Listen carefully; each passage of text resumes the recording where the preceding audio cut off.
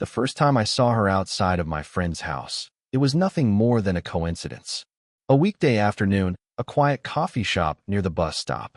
I was half asleep, waiting for the caffeine to drag me into focus. She walked in, scanning the room like she didn't expect to see anyone she knew. And when her eyes landed on me, she gave that polite half-smile adults give to younger people, acknowledgement without invitation. I nodded back, maybe too quickly.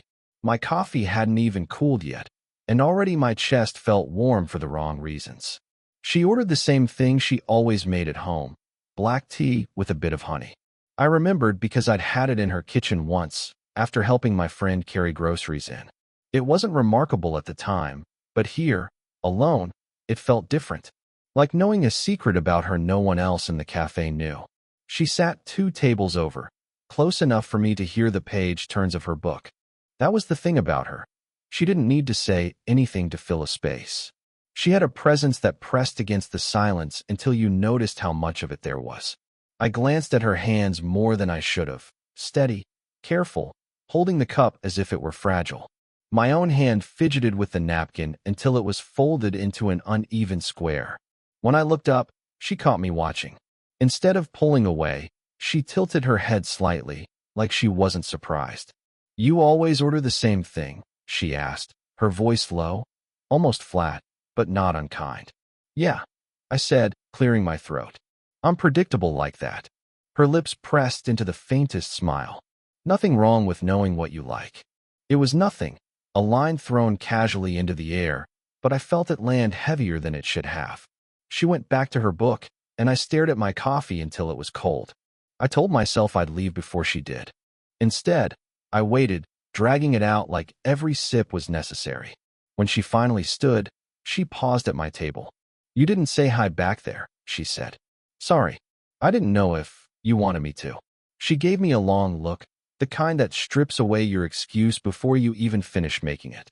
Then she nodded once, brisk. "Next time, don't overthink it." And then she was gone, out the door and into the gray light of the afternoon. I sat there, napkin folded tight in my palm, thinking about how she'd said next time, like it was inevitable.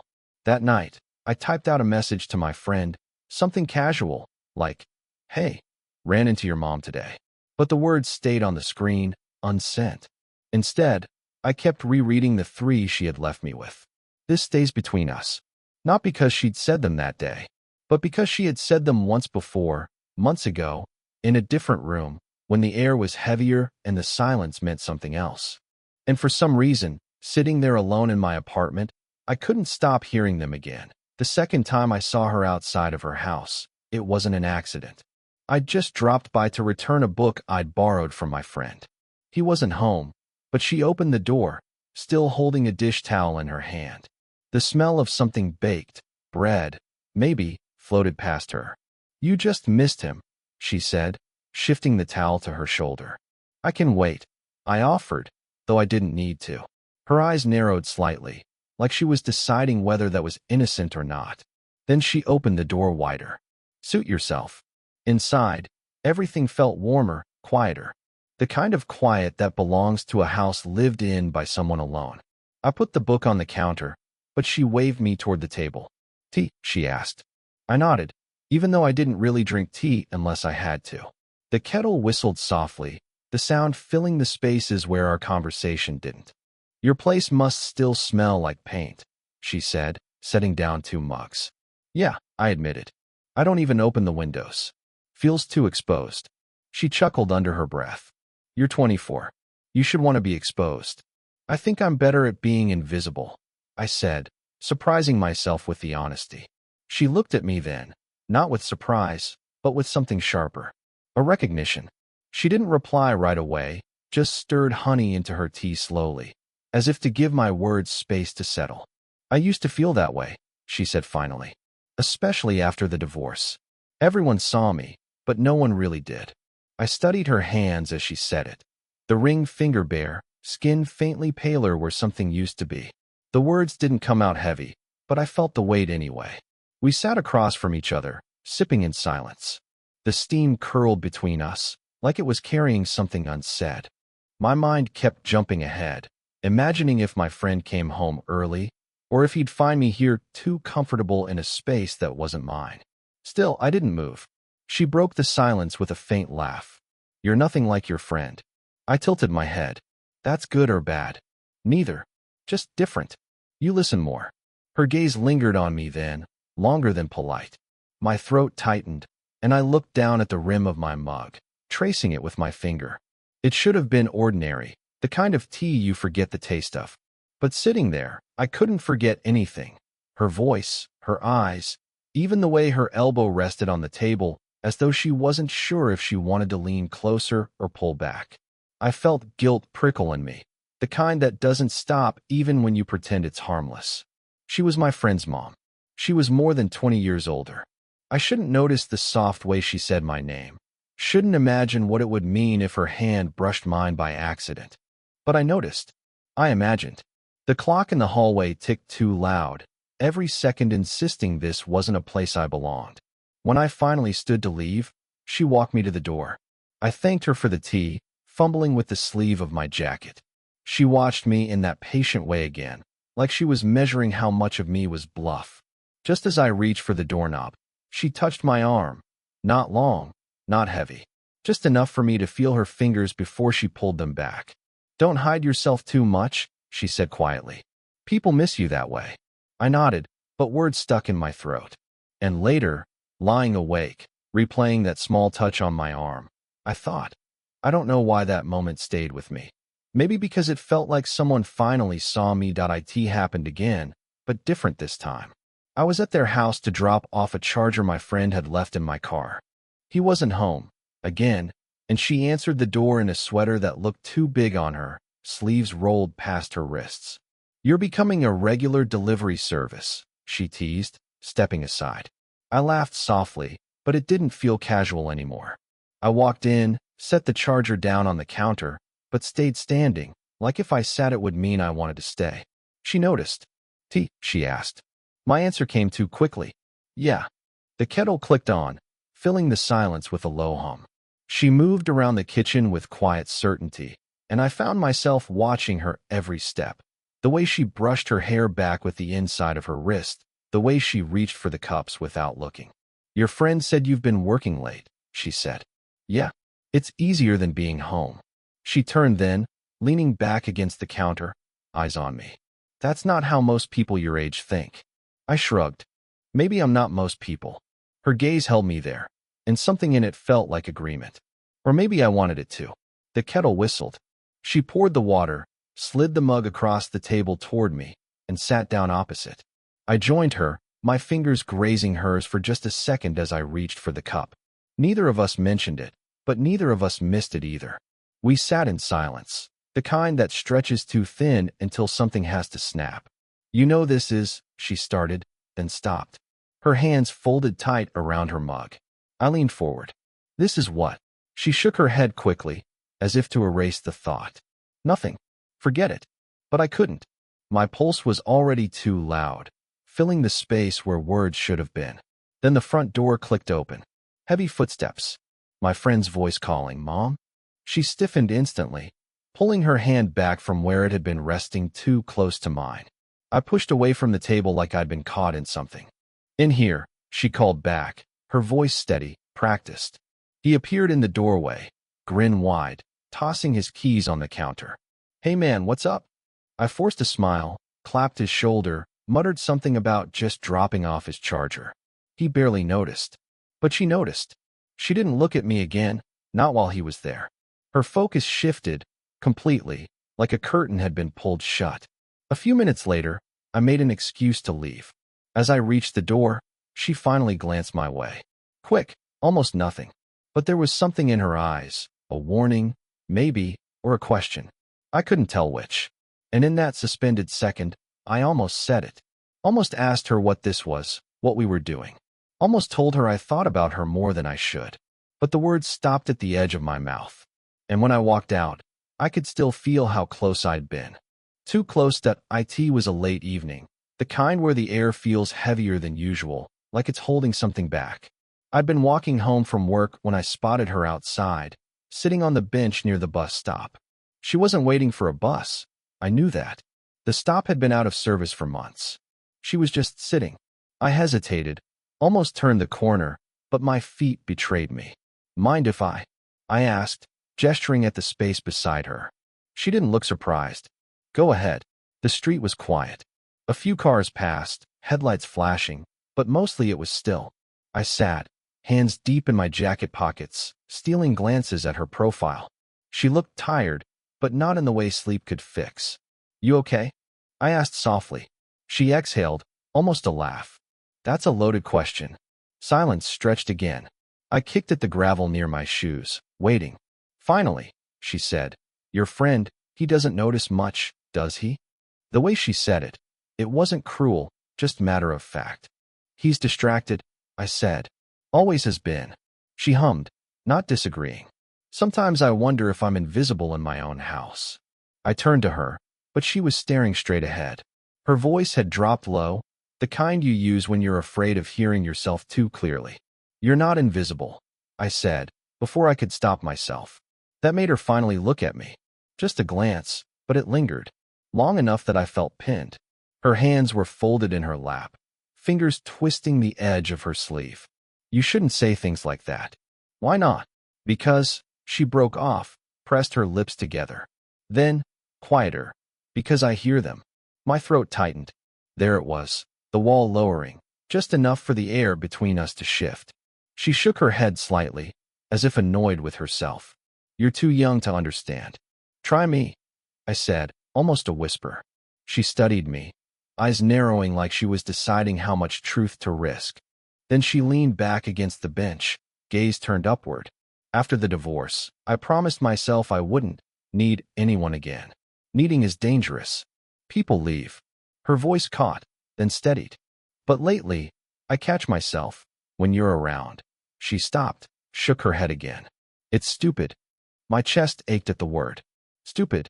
Like this, whatever this was, could be dismissed so easily. It doesn't feel stupid, I said.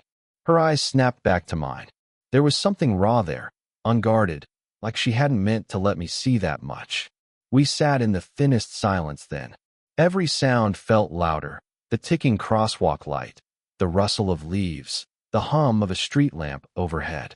I don't know what you want from me, she said finally. The truth was, neither did I.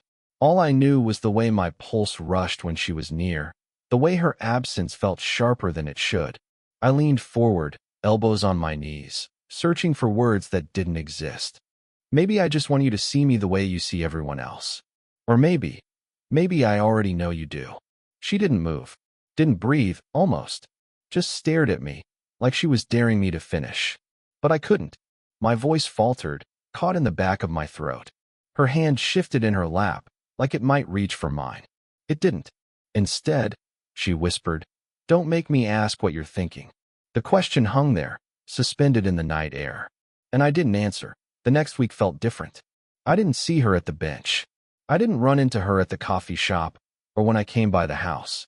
Even the small coincidences that had become routine, passing in the driveway, exchanging a half-smile, vanished. At first I told myself it was timing. Wrong hours, bad luck.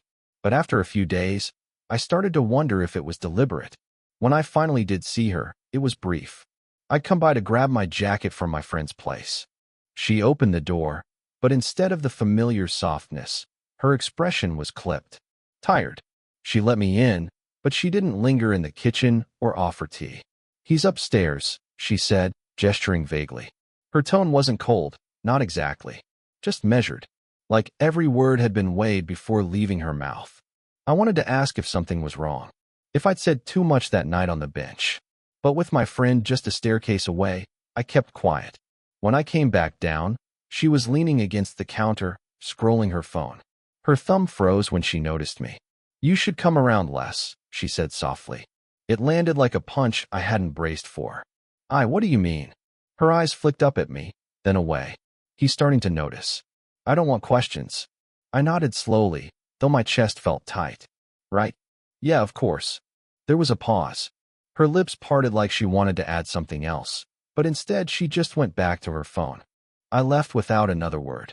4 days after, I replayed the bench scene in my head. Every glance, every silence, every word she almost said. It felt different now, stripped of warmth and left bare. Had I imagined it all? Or had I simply pushed too close to a line she'd finally decided to redraw? I caught myself checking the coffee shop window more than once, half expecting her to be there with her book and her tea. But she never was. One evening, walking past the bus stop, I saw the empty bench. I slowed, as if stopping would make her appear. But the space beside me stayed cold. My phone buzzed later that night. A message from her number. For a second, my pulse spiked. "Don't wait around." 3 words. That was it. I stared at the screen until the glow dimmed. I typed out a reply, something half angry, half confused. "Was it nothing to you?" But I didn't send it. I erased it. Started again. "I'm not waiting. I just..." Deleted that too. Finally, I set the phone face down on the table. The words hovered in me, unfinished, stuck. The distance stretched, but it didn't snap. My friend laughed with me as if nothing was strange, unaware of the silence behind his mother's eyes when I passed her in the hall. The air between us was different now, sharper. She avoided lingering, and I learned to keep my voice even, casual. But every so often, I caught her looking, too long, too quickly away. It wasn't heartbreak. Not exactly. I didn't feel broken. I felt paused, like life forgot to finish the sentence. And somehow, that hurt worse that it wasn't planned. Nothing about us ever was. I'd stopped by the house late one evening, dropping off a book my friend needed for class. He wasn't home, again. She opened the door, hair pulled back, wearing an old sweatshirt like she'd given up on the day hours ago. "You," she said, surprised but not unkind. "Yeah, just returning this." I held up the book like proof I had a reason. She hesitated, then stepped aside. "You can leave it on the table." I did. But instead of leaving, I lingered. The kitchen light was dim, the only sound the slow tick of the clock on the wall. She busied herself with the kettle, though I didn't ask for tea. Maybe it was habit. Or maybe she needed something to do with her hands. "Don't wait around," she said again, echoing her text from weeks ago. But her voice cracked just enough for me to hear what she hadn't meant to let slip. "I'm not waiting," I said quietly. "I'm just here." She froze, back still to me, and I knew I'd crossed some invisible line. She didn't move for a long moment. Then she turned, eyes tired, softer than I'd ever seen. "This is wrong," she whispered. "Then why does it feel worse when you're not around?" The words hung there, too raw, too bare. My chest felt tight, like I'd just cut something open that couldn't be stitched back. She let out a shaky laugh, half disbelief, half exhaustion. "You shouldn't say things like that." "I know." I stepped closer, but stopped short, close enough to feel the warmth of her presence, not close enough to touch. Her hands gripped the edge of the counter, knuckles pale. "Do you even understand what this would mean? For you? For me? For him? I don't care about him right now." Her eyes flashed, sharp for a second. "You should." Silence again. Heavy. Unbearable. My throat burned with everything I hadn't said in weeks, months maybe. "I think about you," I admitted. "Every day. And I don't know what that makes me. But I can't pretend it's nothing anymore." Her lips parted, but no sound came. She looked at me like she wanted to fight, wanted to push me away. But instead, she sagged against the counter, weary, vulnerable. "I don't want to need anyone again," she whispered. I swallowed. "Then don't. Just let me be here anyway." Her eyes filled, not with tears, but with something heavier, something she was too proud to let fall. She shook her head slowly, like she wanted to say no, but couldn't force it out.